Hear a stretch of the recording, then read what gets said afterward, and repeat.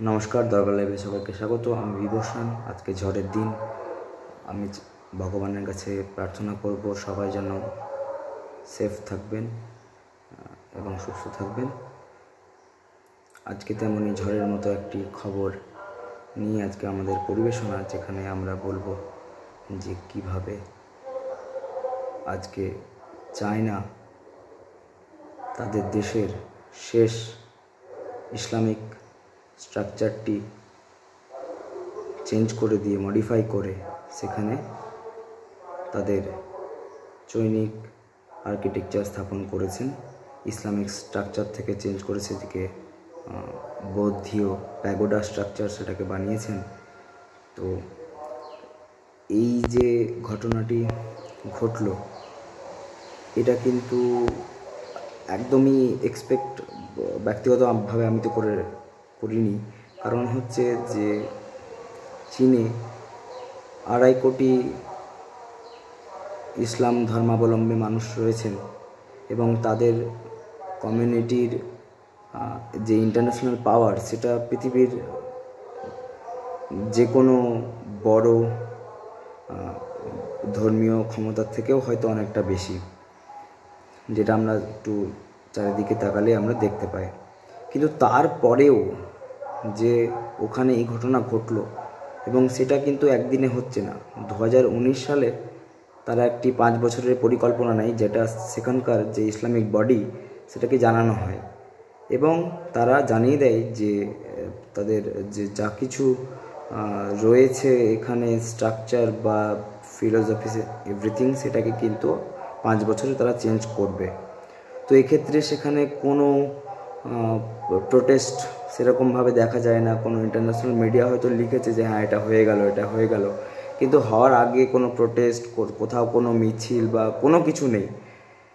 কিন্তু এই যে লাস্ট গম্বুজ স্ট্রাকচার, সেটাকে কিন্তু গুঁড়িয়ে প্যাগোডা স্ট্রাকচার করে দেওয়া হলো। সেটা কিন্তু আজকে জানা যাচ্ছে যে হ্যাঁ এটা হয়ে গেল শেষটা। তো কিভাবে যে কমিউনিস্ট পার্টি অফ চায়না এই ইসলাম ধর্মাবলম্বী মানুষদের উপর যে পরিবর্তন আনার চেষ্টা করছে নয়, অলরেডি এনে ফেলেছে।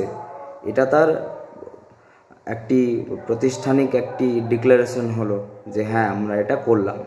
তো কি তারা চেঞ্জ করেছে একটু আমরা বুঝে নেওয়ার চেষ্টা করব। প্রথম হচ্ছে যে রুটি কাপড়া মাকান, খাদ্য।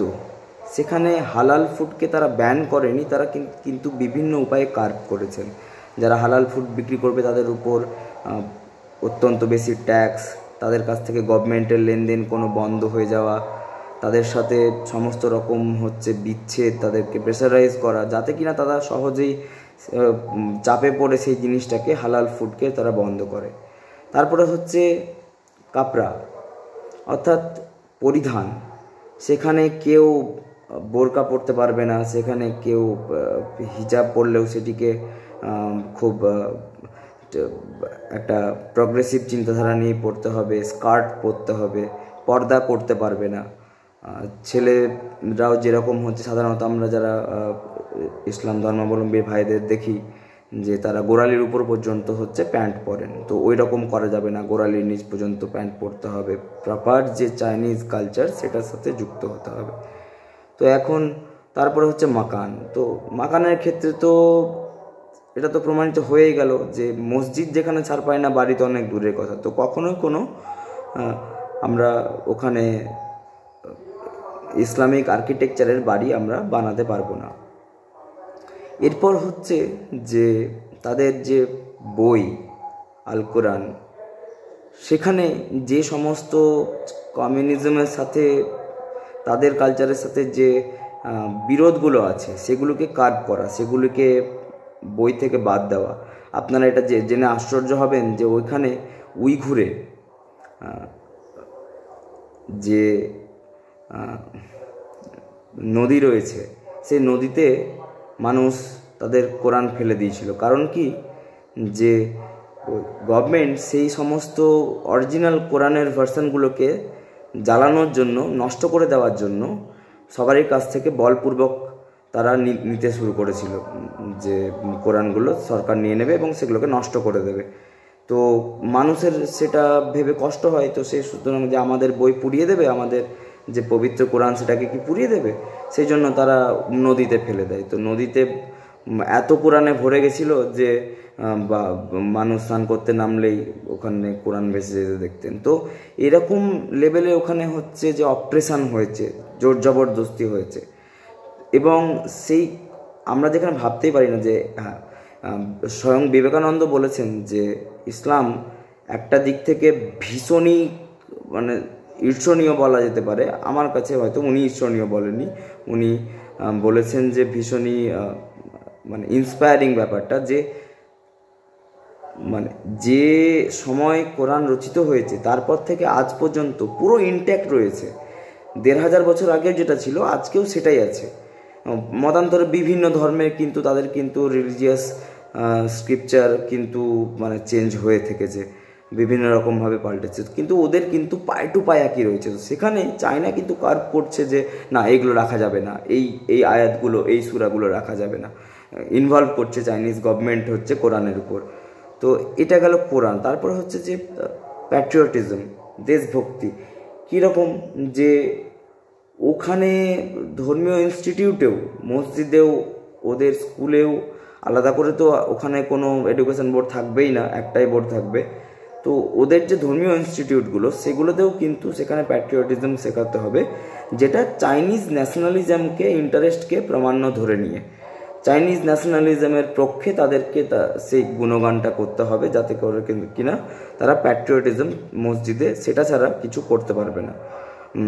বলতে গেলে চায়নার ইন্টারেস্টই তাদের ইন্টারেস্টের সঙ্গে সমান হতে হবে। শেষ হচ্ছে আইডেন্টিটি।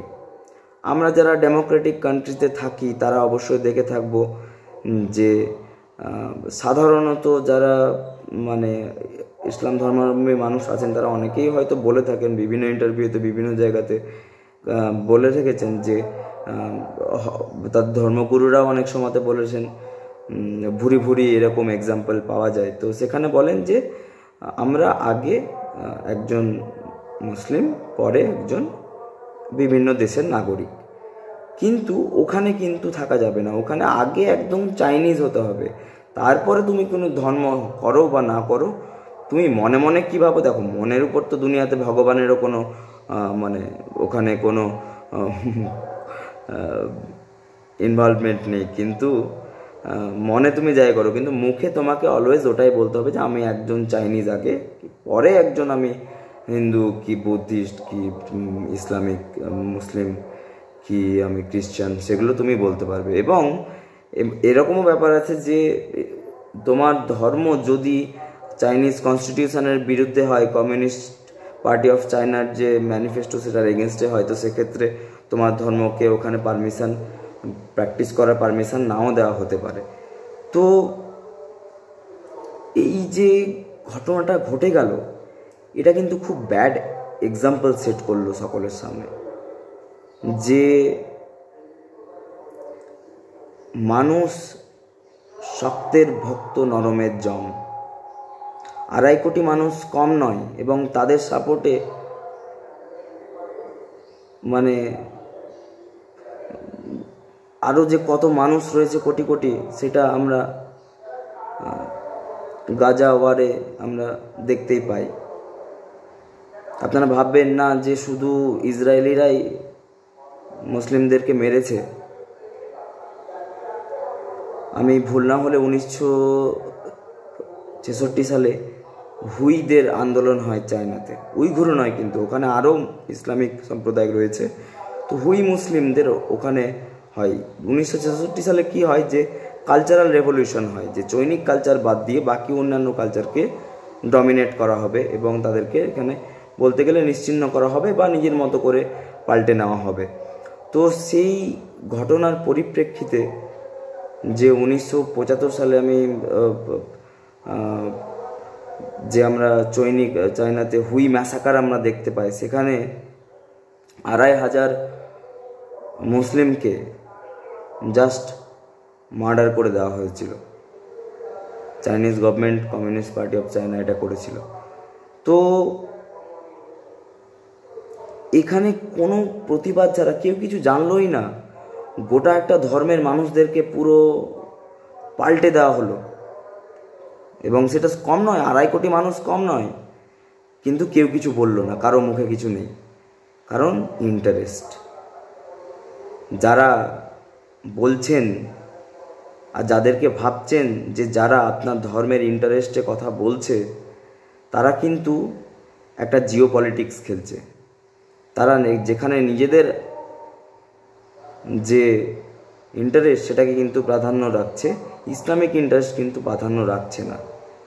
তো সুতরাং আমাদের যে বন্ধুরা যারা রয়েছেন, যারা প্রগ্রেসিভ, যারা